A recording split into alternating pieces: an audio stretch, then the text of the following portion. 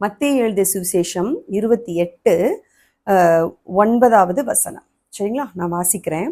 அவர்கள் அவருடைய சீஷர்களுக்கு அறிவிக்க போகிற போது இயேசுதாமே அவர்களுக்கு எதிர்பட்டு வாழ்க என்றார். அவர்கள் கிட்ட வந்து அவர் பாதங்களை தழுவி அவரை பணிந்து கொண்டார்கள். ஸோ அப்போ அவர்கள் அப்படின்னு போடப்பட்டிருக்கு இல்லையா?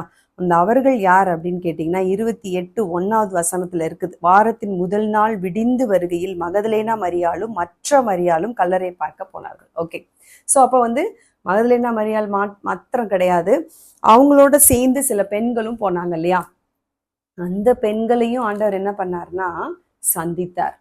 பெண்கள் இங்க இருந்தவங்க யாரு? பெண்கள். அதாவது அட்லீஸ்ட் செகண்டாவது ஆண்டவர் என்ன பண்ணியிருக்கணும், போய் சீஷர்களை பார்த்துருக்கணும். ஏன்னா அவங்க ஆண்கள் சீஷர்கள், பரிசுத்தமாக வாழ்ந்து தேவனுக்காக வாழ்ந்து கொண்டு இருப்பவர்கள் அப்படின்ற கேட்டகரியில் அவங்கெல்லாம் வர்றாங்க இல்லையா? அப்போ அவங்கள போய் பார்த்துருக்கணும். ஆனால் இங்கே பார்த்தீங்கன்னா பெண்களை ஆண்டவர் பார்க்குறாரு. ஏன்னா அந்த மகதலேனா மரியாளோடு கூட சென்ற பெண்களை ஆண்டவர் மீட் பண்ணுறார். அப்போ என்னங்க சொல்றது, இப்போ செகண்டும் ஆண்டவர் என்ன பண்றாருன்னா பெண்கள்லாம் நான் உங்களுக்கு ஆல்ரெடி சொல்லிட்டேன். யூதர்களுடைய வழக்கத்தின்படி பார்த்தீங்கன்னா பெண்கள் வெளியில வரக்கூடாது, பேசக்கூடாது, அவங்க ஒரு பொது இடத்துல அவர்களுடைய கருத்தை தெரிவிக்க கூடாது. சரிங்களா? அவங்களுக்கு நல்ல ஒரு கல்வி அறிவு கிடைப்பதே அந்த காலத்துல அவங்க யூதர்கள் தடை செய்தார். ஏன் அப்படின்னா பெண்கள் ஜெப ஆலயத்துக்கு வரக்கூடாது, இப்படி செய்யக்கூடாது, அப்படி செய்ய, நிறைய ரெஸ்ட்ரிக்ஷன்ஸ்.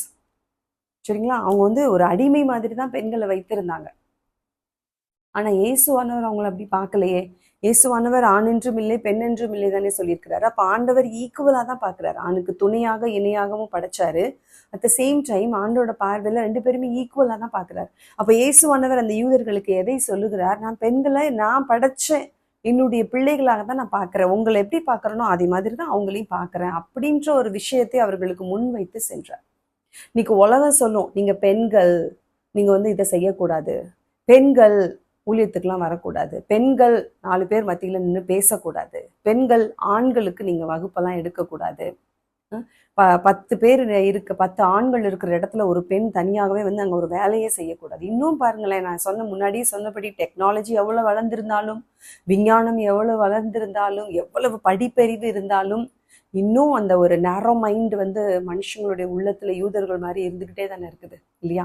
அந்த காலகட்டத்து யூதர்கள் மாதிரி பெண்கள்னா இப்படிதான் இருக்கணும், இப்படிலாம் செய்யக்கூடாது, இதெல்லாம் பண்ணக்கூடாது, ஊழியத்துல வந்தாலுமே சபையில இதெல்லாம் பண்ணக்கூடாது. கிறிஸ்தவர்கள் மத்தியிலேயே அப்படிப்பட்ட எண்ணங்கள் இருக்கு.